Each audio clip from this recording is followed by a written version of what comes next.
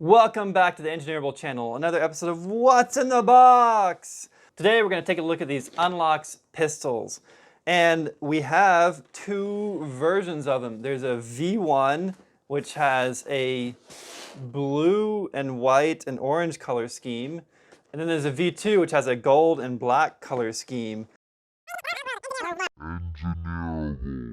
And I believe that the only difference between these two is the colors. I don't think there's anything else different. Even though it says V1, V2, it's a little bit confusing because those are usually versions, version 1, version 2. So it leads people to think that, look, one of them is newer than the other, but I think they're both the same thing, just different colors. I don't know why they chose to say it that way.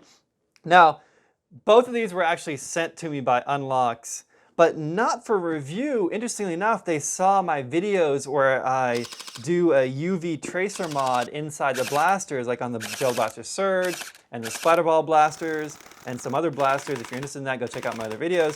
But they asked me if I would do a video mod on their UNLOCX pistols, which I think is great. I've never been asked by a company to mod their products like this, especially on video. That's really cool. So I'm very excited about this, that I was sent these to mod. So I'm going to be modding both of these pistols, and they should both be identical inside, but we shall see when we take them apart. So after this unboxing video, I'm going to be doing a teardown video of this, and I'm going to be doing a UV LED mod inside of here to be able to shoot the glow gels. Of the two blasters, this is definitely my favorite color scheme, the black and the gold. But I'm going to open this V1 first and take a look at that. Now this blaster, from what I understand, is essentially the original UNLOCX minus all the accessories. So it doesn't come with a front barrel attachment, it says sold separately. Doesn't come with a rear stock attachment, it says sold separately. So all you get is the pistol, which in my opinion was the best configuration of the UNLOCX, because the front barrel, although it looks cool, it added inaccuracy to the shooting because it has a larger barrel on the front, larger inner diameter, and I think the gel balls like roll around and get these weird spins and go off in different directions. Honestly, this blaster, just without the attachment, was more accurate and just as accurate, if not better, than the Splatrball blasters. The rear stock attachment, I do like the stocks, but I also like a really compact form factor for just running around a field and blasting each other. I do like this. It's like a Gel Blaster Surge on steroids. And it has this extra large capacity magazine, so 700 rounds, so you get more rounds than like a Splatrball magazine. And you only have full auto and off. You don't have this single fire mode, which in my opinion, the single fire modes never function really that well, so I prefer to shoot in bursts anyways. Looks like it comes with a target. I don't think this is a color changing target, not sure. We'll have to try it out to see. But you have this crazy frog alien that you can blast at. We've got a little instruction manual. Make sure to read this if this is your first time so you don't mess up anything.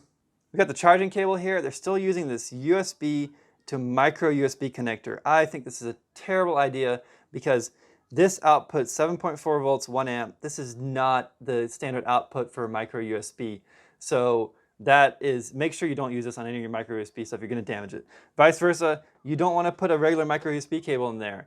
This is not a good design because it's confusing for the consumer and you're going to cause issues, maybe fires. So not a good idea. I would prefer to see the standard 3-pin connector go just fitting into here. That will be a much better solution. Looks like we got 5 bags of 700 rounds, so 3,500 rounds. There's a little hex wrench here, and that hex wrench will be for removing the top cover there for the access the battery. And we've got some safety glasses, which these safety glasses actually have better coverage than most safety glasses. You absolutely must wear your safety glasses when you're gel blasting. You get a gel ball in the eye, it's gonna do a lot of damage. So you don't want that to happen. At minimum, it's gonna hurt really bad, and at worst, it's gonna damage your eye permanently. I would actually recommend using some goggles. Specifically, I like these military grade Locust Revision goggles. They are great goggles for gel blasting. They've already fitted the magazine on there. If there's anything else in there. Nope, that's it. So this looks and feels the same as the original UNLOCX in pistol mode. So it's probably just the same blaster. I don't see any external differences. The safety is in off mode, and then put it on. Wow, that's pretty loud. Your magazine release, I like it. You can kind of reach it with your front finger if you have really long fingers, like I do. And there we go. Nice big magazine. Overall, this blaster is just a nice format. It's like, it's not that much bigger than a Surge or some small pistol, and yet it shoots like a gel blaster rifle. This back piece comes off, so you can put the original stock on there. This is the stock from the original. And yep, fits right on there. You still have the screw hole in the bottom of the handle if you want to make it a more secure attachment. And on the front, you can still add the barrel extension. This is from the original. And there we go. So then you have this now multicolor, crazy looking blaster, which it's a beautiful blaster, but I don't like this front part because it really decreases the accuracy of the gel balls when you use it. It does give you some accessory rails here on the sides. My plan is to stick a hop up in here and then just kind of like open up this area so it's not going to affect the performance of the gels, and it's going to add a hop up to it.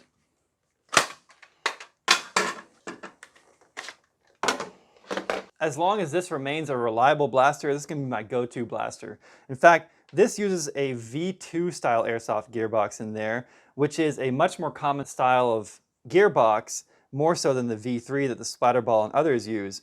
So it's going to be a lot easier to upgrade this gearbox internally and do motor upgrades than it would be with Splatrball or others, because there's just so many more parts available. So I plan to do a full metal gearbox and full metal gears upgrade of this with a higher end motor and possibly even add a 11.1 volt battery. Stay tuned for the future video of the full metal upgrade of this blaster. Now the last thing is this hex key comes with it, and this hex key is to remove this top cover right here, which gives you access to your battery. And what you'll find under here is a battery that's very similar to like the Splatrball and other batteries. It's got two connections. One of them goes to the motor and the gearbox, and the other is a standard 3-pin connector which connects to that crazy micro USB power connection, which is totally not a good idea. So this is a 1200 milliamp hour battery versus the 1800 milliamp hour batteries from Splatrball. So the Splatrball has a battery that's going to last longer. If you needed to replace this battery, you could use a Splatrball battery. It's the same form factor and everything would fit in here. One downside to the internal battery that you don't remove to charge is that it makes it very difficult to put this blaster inside a battery-safe charging bag, like one that's fire safe or fire retardant like this, to prevent or reduce any potential for a battery fire to cause a greater fire. So this should contain battery fires when charging or storage. But you can't really do that with this because this blaster is just too big. It's hard to find a bag that's going to be that big to fit this in there. I would prefer a battery that just gets removed to charge. So in the next videos, I'm going to be putting this blaster through its paces, tearing it down to see what's inside, and I'm going to do a special video of doing the UV tracer mod in the T-piece, like UNLOCX requested me to do, which is very exciting. I'm looking forward to that. And so we're going to have a UNLOCX with a tracer mod for glow-in-the-dark nighttime play. It's going to be epic. Keep an eye out for that video.